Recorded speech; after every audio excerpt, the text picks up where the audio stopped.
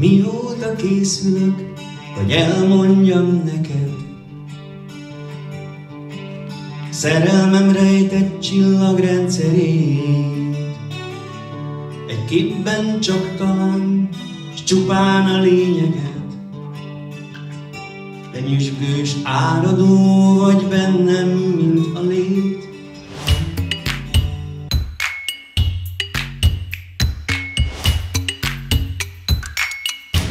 Pomázi Zoltán vagyok, tiszteletem, jó napot kívánok!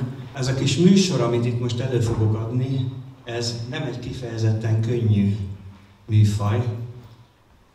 Annyit mondanék róla, hogy én Radnóti Miklósról írtam egy könyvet, ennek a borítója itt kinagyítva, itt látható. És az egész műsor ez arról szól, hogy én 10 verset Radnóti Miklóstól megzenésítettem, és ebből készítettem egy műsort úgy, hogy Gyarmati Fanninak, aki Radnóti Miklós özvegye, írt egy naplót. A házasságuk időpontjától kezdve egészen Radnóti Miklós haláláig írta minden nap a naplóbejegyzéseket, és ezekből a legérdekesebb részleteket, amiket 2 naplókötetben foglalt össze, én kiválogattam, és az új színház művészei, színészek, főleg fiatalok, ezeket az én kérésemre felolvasták, és mögötte van egy kis illusztráció zenében.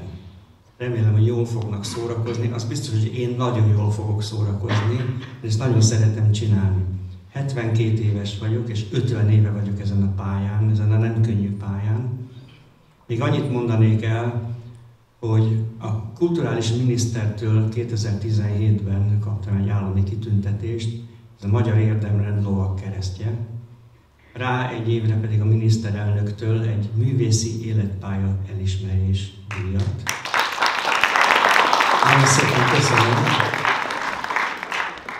Radnóti Miklós volt az, a radnóti rajongók nem fognak örülni, amit most mondok, aki úgy ment el munkaszolgálatra, hogy önként jelentkezett, mint zsidó származású, akit egyébként is behívtak volna, de ő már 2 munkaszolgálaton részt vett.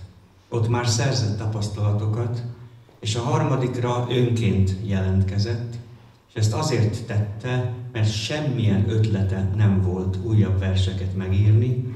Azt gondolta, hogy ha itt visz magával egy kis darab papírt meg ceruzát, akkor az ottani élmények hatására tud új verseket írni. Ez meg is történt, és a leghíresebb versei azok így keletkeztek, és a halála után a zsebében találták meg, már mikor kivették a koporsóból a holttestét, akkor a zsebébe találták meg ezeket a verseket, ennek a kis füzetkének az volt a címe, hogy a Bori napló. Azért Bori napló, mert Bori a Szerbiában van, és ott részbányák voltak, és ott dolgoztatták őket. Arra nem gondolt természetesen, hogy a háborúnak úgy lesz vége, hogy amikor már a németek menekültek, akkor vitték magukkal a foglyokat munkatáborból, összesen 60-70 embert, és a végén már, mikor nem tudtak mit kezdeni velük, akkor agyonlőtték őket, arra sincs gond a továbbiakban. Na, ennyi kis kitérőt akartam mondani, tehát ezt mindjárt elkezdem, ezt a kis műsort. Nem tudhatom. Nem tudhatom, hogy másnak-e tájék mit jelent. Nekem szülőhazám itt a lángoktól ölelt kis ország, messze ringó gyerekkorom világa. Belőle nőttem én, mint fatörzsből gyönge ága, s remélem testem is majd e földbe süpped el. Itthon vagyok, s ha néha lábamhoz térdepel egy-egy bokor, nevét is, virágát is tudom. Tudom, hogy merre mennek, kik mennek az úton, s tudom, hogy mit jelenthet egy nyári alkonyon a házfalakról csorgó vöröslő fájdalom. Ki gépen száll fölébe, annak térképe táj, s nem tudja, hol lakott itt Vörös Marti Mihály. Annak mit rejt a térkép? Gyárat, s vadlaktanyát, de nékem szöcskét, ökröt, tornyot, szelíd tanyát. Az gyárat lát a látcsőn és szántóföldeket, míg én a dolgozót is ki dolgáért remeg. Erdőt, füttyös, gyümölcsös szőlőt és sírokat, a sírok közt anyókát ki halkan sírogat. s mi föntről pusztítandó vasút vagy gyárüzem, az bakterház, s a bakter előtte áll, s üzen, piros zászló kezében körötte sok gyerek, s a gyárak udvarában komondor hempereg, és ott a park, régi szerelmek lábnyoma, a csókok íze számban, hol méz, hol áfonya, és az iskolába menvén a járda peremén, hogy ne feleljek aznap, egy kőre léptem én. Ím itt te kő, de föntről a kő se látható, nincs műszer, mellyel mindez jól megmutatható.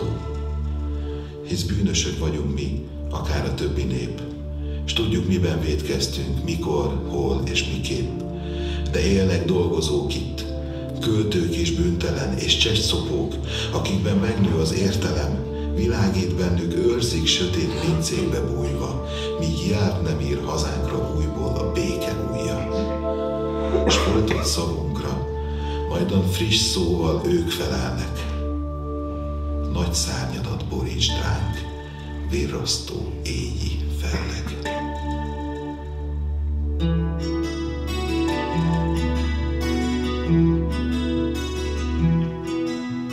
Mondd ki földre, rogyván, fölkél is újra lépked, vándorló fájdalomként, mozdít bokát és térdet.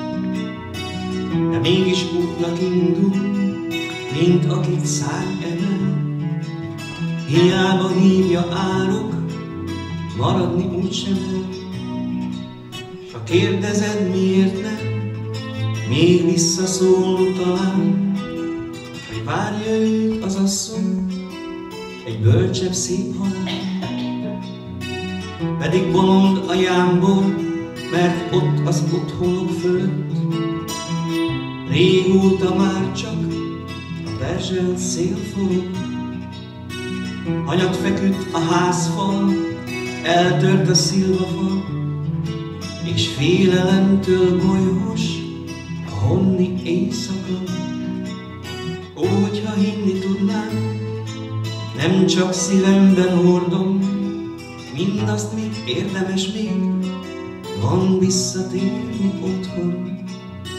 Ha volna még, s mint egykor a régi hűs verandán, a béke mélyhez önne, míg hűl a szilvalekvár. Nyár végi csönd napozna az álmos kerteken, a lomb között gyümölcsök ringnának meztelen, és Fanni várna szőkén a rőt ösvény előtt, s árnyékot írna lassan a lassú délen.